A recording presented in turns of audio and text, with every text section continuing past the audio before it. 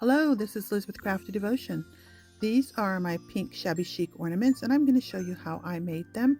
You can find these in my Etsy shop, as well as the laces and trims that you see here. You can combine some of my laces and trims with your own stash, or purchase everything you see here in my Etsy shop, craftydevotion.etsy.com. I show you in my YouTube channel details on how to do it with tips and tricks. So visit my YouTube channel to learn a little bit more about how to do this.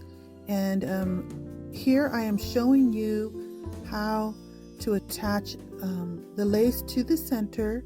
I used to take this and glue it, but now I do use this technique because I change as I keep on crafting.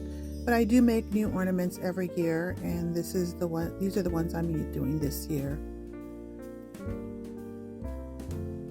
Here I'm showing you how to attach the portion where you're going to hang your ornament from, and I place the lace at the bottom rather than on top because I like it. That's just my style. I just have been doing it this way because I like to do it this way.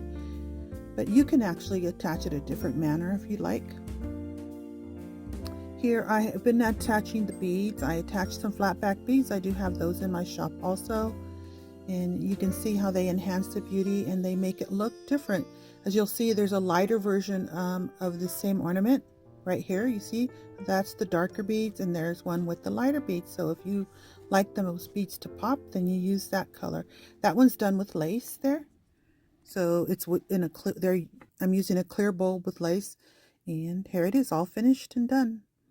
And here I'm showing you how to wrap a bulb, and I do show you in detail a lot slower over on my YouTube channel, so visit there if you'd like to.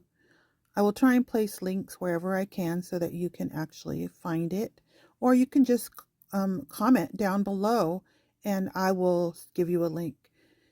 I do trim the tops so that I make it look like a flower at the top, and some fabrics I will seal it with flame.